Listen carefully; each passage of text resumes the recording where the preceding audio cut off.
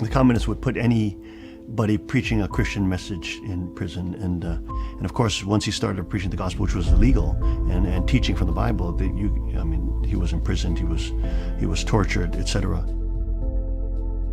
Basically, since he was in there for being a man of God, teaching the Bible, they weren't ever going to let him out.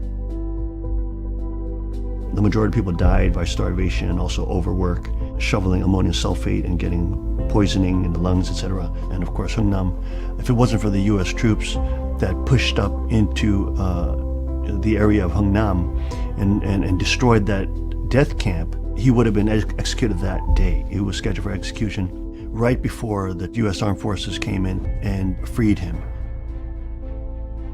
Everything which Father did in his life wouldn't have happened if it wasn't for the U.S. military liberating him from Hungnam prison. And we, of course, want to extend great gratitude and thanks to all the U.S. Armed Forces, because God used them to free our true father from the death camp of North Korea.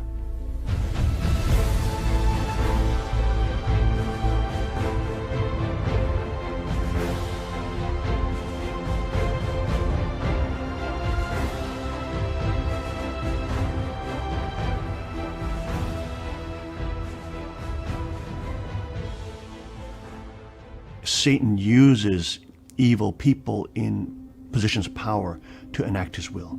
Communism, socialism, leftism, or just a centralization of any government system leads to tremendous danger for the civilization, the citizens. And Father always knew that. That's why he started the Washington Times. He started Tiempos del Mundo, all these conservative newspapers around the world, some of the most major conservative news outlets. He was in a communist concentration camp, and after he got out and he built the unification movement, he did the VOC movement, Victory Over Communism. They were specifically designed to debate communists and socialists. He was a leader in the worldwide anti-communist movement everywhere in the world, from Korea, Japan, to Europe, to South America, and America.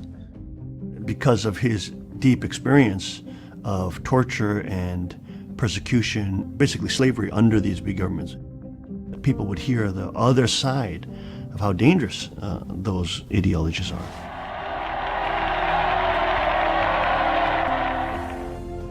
공산주의를 쓰러뜨리는 이 싸움은 곧 하나님의 싸움이 되는 것입니다.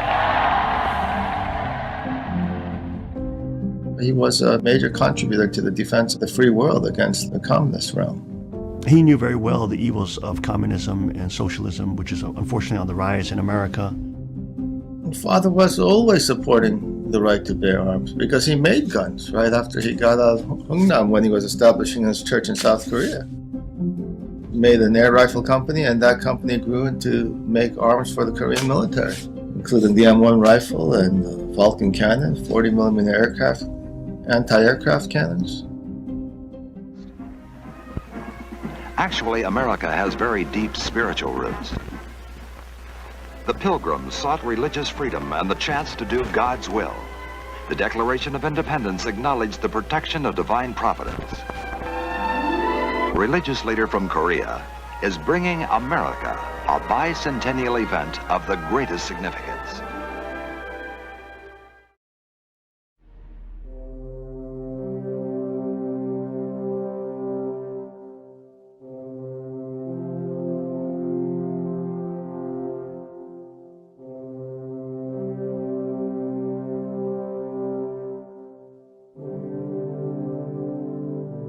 America at that time was a Protestant Christian nation. And all the founding fathers, they were practicing Christians. And their understanding, about Western jurisprudence and Western law, Western law and Western jurisprudence came out of the culture of Judeo-Christianity. America was founded on Judeo-Christian values and principles. The principle of that we are sinners saved by grace, and God, through his Son, has given us redemption.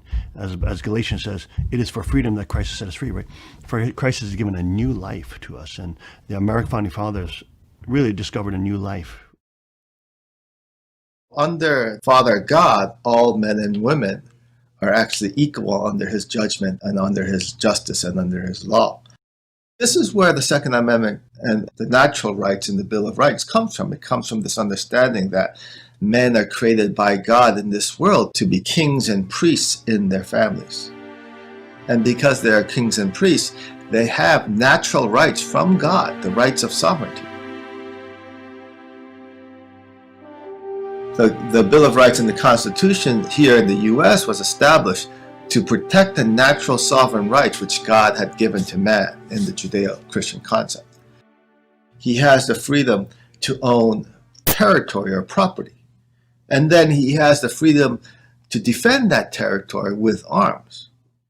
You are a democratic socialist. Can you be a democratic socialist and a capitalist? I think it's possible. A limousine was set on fire, and protesters hurled trash cans, flash bombs, and objects at police who used pepper spray in return. That's what we have with climate change. I have thought an awful lot about blowing up the White House.